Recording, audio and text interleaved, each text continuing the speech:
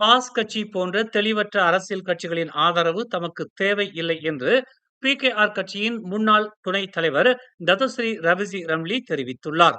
நீதித்துறையில் அரசியல் கட்சிகளின் தலையீடு இருப்பதாக தாம் முன்வைத்திருக்கும் குற்றச்சாட்டுக்கு பின்னணியில் எந்தவோர் அரசியல் கட்சியும் லாபம் பெறுவதை தாம் விரும்பவில்லை என்று அவர் திட்டவட்டமாக தெரிவித்தார். அதிலும் பாஸ் கட்சி மற்றவர்கள் முன்வைக்கும் குற்றச்சாட்டுகளின் அடிப்படையை கூட அறிந்திருக்காமல் கண்மூடித்தனமாக செயல்படும் என்பதை டத்துஸ்ரீ ரவிஜி ரம்லி சுட்டிக்காட்டினார். இதே போலதான் 1MDB ஊழல் வழக்கின் போதும் பாஸ் கட்சி நஜீப்பிற்கு எதிராக போர்க்கொடியை தூக்கியது. அதன் பின்னர் அதே 1MDB ஊழல் வழக்கில் நஜீப்பிற்கு ஆதரவு நிலைப்பாட்டையும் இப்போது எடுத்திருக்கிறது. பாஸ் கட்சி உண்மையான பிகேஆர் விசுவாசிகளை கண்டது இல்லை.